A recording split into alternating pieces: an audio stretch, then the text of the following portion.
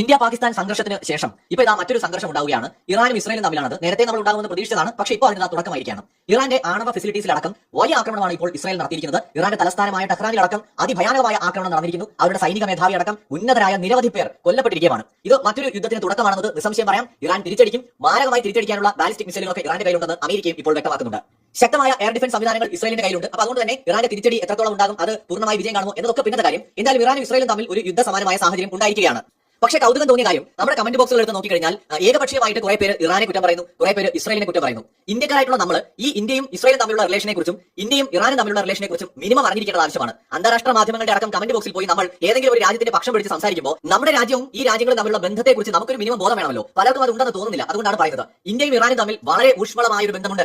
ഇന്ത്യയും ഇസ്രായേലും തമ്മിൽ വളരെ ശക്തമായ ഒരു ബന്ധമുണ്ട്. എന്ന് വെച്ചാൽ ഇവിടെ യുദ്ധം ചെയ്യുന്നത് നമ്മുടെ രണ്ട് ഫ്രണ്ട്ലി രാജ്യങ്ങളാണ്. നമ്മുടെ രണ്ട് സുഹൃത്തുക്കൾ തമ്മിൽ യുദ്ധം ചെയ്യുമ്പോൾ നമുക്ക് ആ യുദ്ധം ഉണ്ടാകാതിരിക്കാനാണ് നമ്മൾ പരമാവധി ശ്രമിക്കുന്നത്. അല്ലെങ്കിൽ ആ യുദ്ധത്തിൽ പക്ഷം പിടിക്കുന്നതിന് പകരം ആ യുദ്ധം അവസാനിപ്പിക്കാൻ വേണ്ടിയിട്ടാണ് നമ്മൾ ഇടപെടേണ്ടത്. എന്തുകൊണ്ടാണ് എന്ന് കൂടി പറയാം. ആദ്യം ഇന്ത്യ ഇറാൻ റിലേഷനെ കുറിച്ച് തന്നെ സംസാരിക്കാം. ഇന്ത്യ ഇസ്രായേൽ ബന്ധത്തെക്കുറിച്ച് സത്യത്തിൽ പ്രത്യേകിച്ച് എന്തെങ്കിലും പറയണമെന്ന് പോലുമില്ല. എല്ലാവർക്കും അറിയാം എത്രത്തോളം ഡീപ്പ് ആയിട്ടുള്ള ബന്ധമാണെന്ന്. അതുകൊണ്ട് തന്നെ പലർക്കും അധികം അറിയാത്ത ഇറാൻ ഇന്ത്യ റിലേഷനെ കുറിച്ചാണ് പറയുന്നത്. ഇറാനിൽ ഇന്ത്യ ഒരു പോർട്ട് ഓപ്പറേറ്റ് ചെയ്യുന്നുണ്ട്. അത് ഒരുപക്ഷെ എല്ലാവരും കേട്ടാണ്, ചാബഹാർ പോർട്ട്. ഈ ചാബഹാർ പോർട്ട് എന്ന് പറയുന്നത് ഇന്ത്യയെ സംബന്ധിച്ചിടത്തോളം സ്ട്രാറ്റജിക്കലി നോക്കിയാൽ വളരെ വളരെ പ്രധാനപ്പെട്ട ഒരു പോർട്ടാണ്. ഇതിന്റെ പൂർണ്ണമായ നടത്തിപ്പ് ഇന്ത്യക്കാണ്. ഇന്ത്യക്ക് അഫ്ഗാനിസ്ഥാനിലേക്കും സെൻട്രൽ ഏഷ്യയിലേക്കും കടക്കാനുള്ള ഒരു കവാടം കൂടിയാണ് ഇറാനിലുള്ള ചാബഹാർ പോർട്ട്. ഇപ്പോൾ നമ്മുടെ ഇന്ത്യയുടെ ഏറ്റവും വലിയ പ്രശ്നം എന്താണെന്ന് വെച്ചാൽ, നമുക്ക് സെൻട്രൽ ഏഷ്യയിലേക്ക് പോകണമെന്നുണ്ടെങ്കിൽ നോർമലി നമുക്ക് പാകിസ്ഥാനിലൂടെ പോകാം. ഇപ്പോഴത്തെ ഒരു സാഹചര്യം അങ്ങനെയാണ്. ഇന്ത്യയുടെ ഗിൽജിത് പാകിസ്ഥാൻ കൺട്രോൾ ചെയ്യുന്നത് പാകിസ്ഥാൻ ആയതുകൊണ്ട് പാക് അധീന കാശ്മീരിലൂടെ നമുക്ക് അഫ്ഗാനിസ്ഥാൻ വഴി നമുക്ക് താജിക്കിസ്ഥാനിലേക്കും സെൻട്രൽ ഏഷ്യയിലേക്കും ഒക്കെ പോകാം. പക്ഷേ പാകിസ്ഥാൻ ഇന്ത്യ റിലേഷൻ വളരെ മോശമായതുകൊണ്ട് അതൊരിക്കലും സാധിക്കില്ല. മാത്രമല്ല പാകിസ്ഥാൻ ഇന്ത്യയുടെ വിമാനങ്ങൾ പോലും അവരുടെ വ്യോമാതിർത്തിയിലൂടെ കടക്കാൻ അനുവദിക്കുന്നില്ല. തിരിച്ച് ഇന്ത്യ വകയാണ്. അപ്പോൾ സ്വാഭാവികമായിട്ട് നമ്മൾ എങ്ങനെയാണ് സെൻട്രൽ ഏഷ്യയിലേക്ക് പോകുക? നമ്മുടെ മുമ്പിൽ വേറെ ചോയ്സ് ഒന്നുമില്ല. ചൈനയിലൂടെ പോകാൻ പറ്റില്ല. നമുക്ക് വേറെ ഒരു വഴിയുമില്ല. അവിടെ നമ്മുടെ ഏക വഴി എന്ന് പറയുന്നത് ഈ പറയുന്ന ഇറാനാണ്. ഇറാനിലെ ചാബഹാർ പോർട്ട് വഴി അഫ്ഗാനിസ്ഥാനിലൂടെ നമ്മൾ സെൻട്രൽ ഏഷ്യയിലേക്ക് പോകണം. അഫ്ഗാനിസ്ഥാനിലൂടെ നമ്മൾ താജിക്കിസ്ഥാൻ, ഉസ്ബെക്കിസ്ഥാൻ, കസാഖിസ്ഥാൻ തുടങ്ങിയ രാജ്യങ്ങളിലേക്കും റഷ്യയിലേക്കും വരെ നമുക്ക് നമ്മുടെ ചരക്ക് നീക്കം നടത്താൻ ഈ ഒരു പാതയിലൂടെ സാധിക്കും. ഇത് വളരെ വളരെ പ്രധാനപ്പെട്ട ഒരു കാര്യമാണ്. മാത്രമല്ല international north south transport corridor എന്ന് പറയുന്ന ഒരു കോറിഡോർ ഉണ്ട്. ഇന്ത്യയും റഷ്യയും ഒക്കെ ഉൾപ്പെടുന്ന ഒരു കോറിഡോറാണ്. ഇത് പ്രധാനമായി കടന്നു പോകുന്നത് ഇറാനിലൂടെയാണ്. അവിടെയാണ് ചാബഹാർ പോർട്ട് വളരെ പ്രധാനമായി മാറുന്നത്. അപ്പൊ ഇന്ത്യയുടെ വ്യാപാരങ്ങൾക്കും സെൻട്രൽ ഏഷ്യൻ രാജ്യങ്ങളുമായിട്ടുള്ള ബന്ധത്തിനും ഒക്കെ വളരെ പ്രധാനപ്പെട്ട ഒരു പ്രദേശമാണ് ഇറാനും അവരുടെ ചാബഹാർ പോർട്ട് എന്ന് പറയുന്നത്. അതുകൊണ്ട് നമ്മളുമായിട്ട് വളരെ അടുത്ത ബന്ധമാണ് ഇറാൻ ഉള്ളത് എന്ന് നമ്മൾ മനസ്സിലാക്കേണ്ടതുണ്ട്. മാത്രമല്ല ഇന്ത്യയും ഇറാനും തമ്മിൽ ഹൈ ലെവൽ മീറ്റിംഗ്സ്, അതായത് NSA ലെവൽ മീറ്റിംഗ്സ് നിരന്തരം റെഗുലർ ആയിട്ട് നടത്താറുണ്ട്. ഡിഫൻസ് കോർപ്പറേഷൻ ഉണ്ട്. അതുപോലെ തന്നെ ഒന്നിച്ചുള്ള നേവികളുടെ മറ്റുമൊക്കെ ഡ്രില്ലുകൾ നടക്കാറുണ്ട്. അതായത് വളരെ ക്ലോസ് ആയിട്ടുള്ള റിലേഷൻ മെയിൻറ്റെയിൻ ചെയ്യുന്നുണ്ട്. തീവ്രവാദത്തിനെതിരായിട്ട് ഇന്ത്യയും ഇറാനും ഒന്നിച്ചാണ് പ്രവർത്തിക്കുന്നത്. അതിന്റെ കാരണം എന്ന് പറയുന്നത് ബലൂചിസ്ഥാൻ വഴി, അതായത് ഈ പാകിസ്ഥാനും ഇറാനും തമ്മിൽ അതിർത്തിയുണ്ടല്ലോ, ഈ അതിർത്തിയിലൂടെ പാകിസ്ഥാൻ കേന്ദ്രമായി പ്രവർത്തിക്കുന്ന ചില ഭീകരവാദ ഗ്രൂപ്പുകൾ, പാകിസ്ഥാൻ സൈന്യവുമായി അടുത്ത് നിൽക്കുന്ന ഭീകരവാദ ഗ്രൂപ്പുകൾ ഇറാനിൽ ഭീകരാക്രമണം നടത്തുന്നത് പലപ്പോഴും നിത്യ സംഭവമാണ്. ഈ കാരണങ്ങളാൽ ഇറാനും പാകിസ്ഥാനും ഈ അടുത്ത പോലും യുദ്ധത്തിന്റെ വക്കോളം എത്തിയതാണ്. അങ്ങോട്ടും ഇങ്ങോട്ടും ആക്രമണങ്ങളൊക്കെ നടത്തിയതാണ്. പാകിസ്ഥാൻ ഒരു സുന്നി ഭൂരിപക്ഷ രാജ്യവും ഇറാൻ ഒരു ഷിയ ഭൂരിപക്ഷ രാജ്യമായതുകൊണ്ട് പരസ്പരമുള്ള ഈ പോര് ഇപ്പോഴും തുടരുകയാണ്. അതിന് പുറമെ ബലൂചിസ്ഥാനിലുള്ള പല ഗ്രൂപ്പുകളെയും ഇറാൻ പരോക്ഷമായി സപ്പോർട്ട് ചെയ്യുന്നുണ്ട്. അഫ്ഗാനിസ്ഥാനിലെ താലിബാനുമായിട്ടും ഇറാൻ ഹെൽത്തി ആയിട്ടുള്ള ഒരു റിലേഷൻ മെയിൻറ്റെയിൻ ചെയ്യുന്നുണ്ട്. അതായത് ഇറാനും പാകിസ്ഥാനും തമ്മിൽ ഭയങ്കര മോശം ബന്ധമല്ലെങ്കിലും അത്ര നല്ല ബന്ധത്തിലല്ല. ഇറാൻ കുറെ കൂടി ക്ലോസ് ആയിട്ടുള്ളത് ഇന്ത്യയുമായിട്ടാണ്.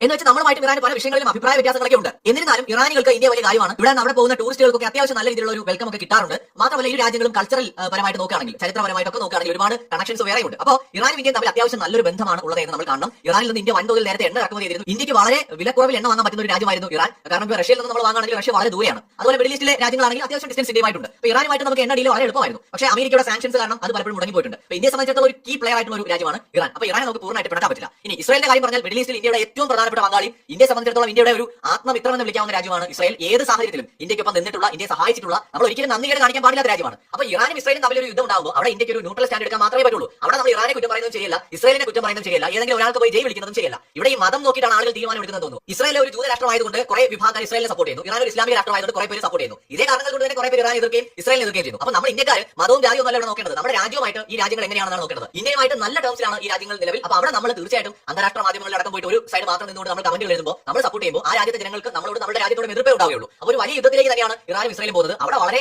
പക്വതയോടെ പെരുമാറേണ്ടത് ഇന്ത്യയിലെ പൗരന്മാർ കൂടിയാണ്. ഏകപക്ഷീയമായിട്ട് ഒരാളെ സപ്പോർട്ട് ചെയ്ത് മറ്റേ എതിർക്കേണ്ട ഒരു സാഹചര്യമല്ല ഇവിടെ. കാരണം രണ്ട് കൂട്ടരും നമുക്ക് ആവശ്യമാണ്. ഇസ്രായേൽ നമ്മുടെ വളരെ അടുത്ത ക്ലോസ് ആയിട്ടുള്ള ഒരു ഡിഫൻസ് പാർട്ണറാണ്. ഇറാൻ നമ്മളെ സംബന്ധിച്ചിടത്തോളം നമ്മുടെ ട്രേഡിലേക്ക് അല്ലെങ്കിൽ നമ്മുടെ ഫ്യൂച്ചർ സെൻട്രൽ ഏഷ്യയിലേക്കുള്ള വ്യാപാരത്തിൽ ഒരു പ്രധാനപ്പെട്ട ഒരു ഗേറ്റ് വേ ആണ് ഇറാൻ എന്ന് പറയുന്നത്. അപ്പോൾ നമുക്ക് ഇവർ രണ്ടുപേരും ആവശ്യമാണ്. സോ രണ്ട് രാജ്യങ്ങളുമായിട്ടും ഹെൽത്തി ആയിട്ടുള്ള ഒരു റിലേഷൻ ആണ് നമ്മൾ മെയിൻറ്റെയിൻ ചെയ്യുന്നത്. ഇത് ഇന്ത്യക്കാർ മനസ്സിലാക്കേണ്ടതായിട്ടുണ്ട്. അല്ലാതെ മതം നോക്കിയിട്ട് ഇറാൻ ഒരു ഇസ്ലാമിക രാജ്യമായതുകൊണ്ട് അവരെ പോയി കുറെ കുറ്റം പറയാം എന്ന് ചിന്തിക്കുന്നത് ശരിയല്ല. ഇസ്രായേൽ ഒരു ജൂത രാഷ്ട്രമായിട്ട് അവരെ പോയി കുറെ തെറി വിളിക്കാന്ന് പറയുന്നത് ശരിയല്ല. ഇവിടെ നമ്മളെ സംബന്ധിച്ച്, നമ്മുടെ രാജ്യത്തെ സംബന്ധിച്ച് നമ്മുടെ രണ്ട് സുഹൃത്ത് രാജ്യങ്ങളാണ് തമ്മിലടിക്കുന്നത്. അതിന്റെ ഇടയിൽ പോയി ചോര വിളിക്കാൻ നമ്മൾ നിൽക്കാൻ പാടില്ല. തീർച്ചയായിട്ടും ഒരു ന്യൂട്രൽ സ്റ്റാൻഡ് തന്നെയായിരിക്കും ഇന്ത്യക്കും പ്രത്യേകിച്ച് ഇന്ത്യയിലെ ജനങ്ങൾക്കും നല്ലത്. കാരണം ഞാൻ കമന്റ് ബോക്സിൽ നോക്കുമ്പോൾ മലയാളം കമന്റ് ബോക്സിലൊക്കെ പൂരെ തെറി വിളി അടിയുമാണ്. എന്തിനാണ് കുറെ പേര് ഇസ്രായേൽ പക്ഷക്കാർ, കുറെ പേര് ഇറാൻ പക്ഷക്കാർ? കാര്യം മതമാണ് അവിടെ. മതത്തിന്റെ പേരിൽ തമ്മിലടിക്കാൻ എന്തിനാ നമ്മൾ സ്വയം മാറ്റി വെക്കുന്നത് ഹൈലി സിവിലൈസ്ഡ് ആയിട്ടുള്ള സൊസൈറ്റി ആയിട്ടാണ്.